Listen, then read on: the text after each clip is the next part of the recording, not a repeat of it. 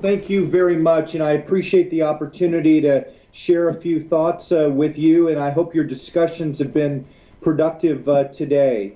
As you know, I headed the US delegation, and I finished my role at the end of January, and I've had a chance to reflect on the outcomes of the WCIT and also give some thought to where do we go from here.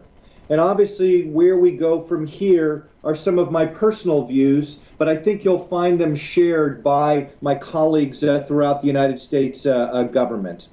So let me just cover a few areas of perspective about the WCIT, and then I'll get into what I think some of the next steps should be for consideration. First of all, the thing I would like to say first is the United States, as we looked at the WCIT, looked at it in terms of a lot of successes, that it wasn't a failure. Certainly not every aspect did we, like to see, but there were quite a few successes, and I think it's important to talk about because the issues that we're dealing with on internet freedom, on the advances of the telecommunications industry, are long-term broad issues and require a period of time to, I think, have a full discussion. So what were some of the successes that we saw? First of all, that there were 54 other nations, including the majority of Europe, that I think made a very strong statement about the criticality of internet freedom, both in terms of human rights and also in terms of economic development. A second success, candidly, is that countries like Russia, China, and the UAE, which favored more state-oriented provisions in the ITRs, were largely unsuccessful in converting the treaty into a vehicle for instituting government control over key aspects of the internet, both in terms of governance and in terms of operations. A third positive outcome, I feel, is that the ITRs contained a lot of positive language about international telecommunications. And it's interesting, in the coverage of the WCIT, you don't hear a lot of these positive aspects, but the positive aspects reaffirming the era of private sector investment, the positive aspects and messages about commercial traffic agreements, the positive messages about competition and liberalization, that we think those are very positive elements. Also, another positive outcome is the discussion that we had about the fundamental workings of IP-based networks, about interconnection, about services and content, and how they'll evolve in the future. Sometimes I think it's easy to look at an environment in today's terms, and we don't look forward to say, how is the industry, how is the internet, how is telecommunications going to evolve, and are we setting up an environment for success? And then the final positive era and outcome, I think, is the transparency that was added to the ITU deliberations. The openness, the transparency, the engagement of civil society and multi-stakeholder groups, all in the ITU decision-making process. And again, I feel this is a process that needs to continue, but certainly there were some very positive initial steps. So what were some of the bottom line, takeaways? Before I talk about the future, the bottom line takeaways is I think it crystallized at the WCIT in Dubai the need to focus on internet infrastructure. I think that message came across loud and clear. Broadband access, and the importance of that access, especially in developing nations. That, to me, was a clear message, and the need to facilitate an acceleration of that broadband and internet access. But I also believe that one of the other key messages from the U.S. and from Europe is the need to remain committed to a free and open internet, the free flow of information, governance that's open and broad-based. And finally, I guess a bottom line message is that the WCIT to us was not a beginning or an end to any discussion, but it was a continuation of a very important dialogue, and this dialogue is going to need to continue. So as we look forward, there's several comments, looking forward. I think the United States is going to need to be very focused on the content and the deliberations going on in a variety of upcoming forums, including the World Telecom Policy Forum in May, including the ITU Plenipotentiary that's going to be in 2014, including the WSIS plus 10, which is going to be in 2015. And I think the United States should use these and other conferences for a fresh opportunity to work with Europe, with a variety of nations, people that signed and didn't sign the WCIT treaty, to really start fostering a discussion about broadband infrastructure, broadband access, etc. And I think you'll find the United States to be very willing and interested in having that dialogue. I also think that the arguments about strengthening multi-stakeholder governance are going to be critical to this going forward. So if I were to carve out 4 or 5 concrete areas that I think require action near term to intermediate term, they would be the following. Number one, most immediately, is the interpretation of the treaty outcome. Specifically discussing ways that the internet is or is not implicated in the treaty, I think needs to be worked out.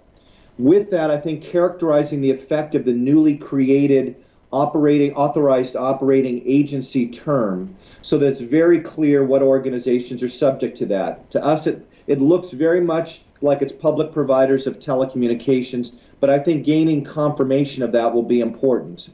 And then finally, addressing the effect of new state-level right of network access in the ITR preamble, making sure there's clarity about what that means exactly.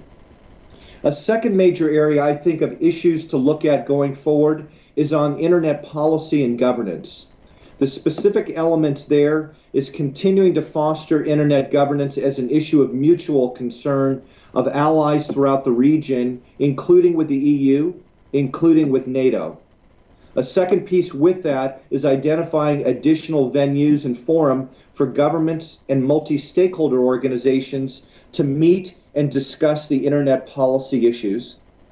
Another related area is finding ways for organizations such as the IGF, the Internet Governance Forum, so they can become more widespread in their involvement, engagement, membership, and relevant to all stakeholders. And then a last piece with this issue is continuing to identify best practices that foster access to ICANN, to the Internet Society, to IGF, and other key pillars of the multi-stakeholder governance model. A third major issue going forward, I think, that should be addressed are cybersecurity issues. With that, specifically identifying the most pressing and disruptive cybersecurity issues in developing nations as well as developed nations. Identifying private sector, multi-stakeholder approaches and entities that address these type of issues and could be more engaged in the future, providing assistance broadly. I remember vividly talking to a variety of representatives, of regulators, of communication ministers in developing nations dealing with real cybersecurity issues. We need to find a way to effectively deal with these through a multi-stakeholder model. The next area I think needs a focus intermediate term is on internet access issues and identifying, especially with developing nations, what type of investment is required. And what I could envision is a global infrastructure 2.0 agenda, as I would call it, that would look at best practices in network sharing, in spectrum allocation and sharing, in universal service programs, in public-private partnerships, and other ways to promote economic activity. I think we feel that is the most sustainable, long-term way to really enhance broadband access. Another related area with this is developing a set of best practices to promote and sustain local level native language content and application generation. I'm very encouraged as I look in my own experience at how the whole internet application environment is being enhanced internationally, where companies all over the world, whether they be in Kenya, in Jordan, whether they be in Peru and Chile, that are developing local businesses all around the internet that need to be fostered. And working with and partnering with a variety of leading countries and governments on this issue to share best practices, again, including countries like Kenya, Singapore, and Colombia. Another major area, this is the fifth major area I think that should be worked on, is building and renewing ties with international institutions. So I believe the United States government should remain actively involved in all three sectors of the ITU, the ITUR, the ITUT, and the ITUD, and all of their working groups, so we can foster a healthy working relationship with the current and future ITU leadership. Now, all of these suggestions, I think, are examples of how our ideas have morphed and evolved since the WCIT, and I think require a lot of thinking about how do we best approach these, in what venue, etc. But what I would say in conclusion is that, we should remember a lot of the positive outcomes of the WCIT. We're in an environment that these sectors are global in nature, and the partnership there is absolutely critical. And a lot of positive outcomes about the importance of liberalization came out. A lot of the worrisome elements about internet governance were eliminated, and we need to use that to advance discussions. The discussions need to be advanced clearly on multi-stakeholder governance. It needs to be advanced on cybersecurity issues. It needs to be advanced on broadband access. But I do feel that those are the right issues to advance. And I think if we're successful in all of this and we focus on a collegial discussion, I do think we'll get success. But let's keep remembering what that future environment looks like to drive success. So again, let me just say a very big thank you for including me, especially remotely. I appreciate that opportunity. If there are questions or comments following this, I'd be glad to engage if appropriate. Terry, thank you very much. I know that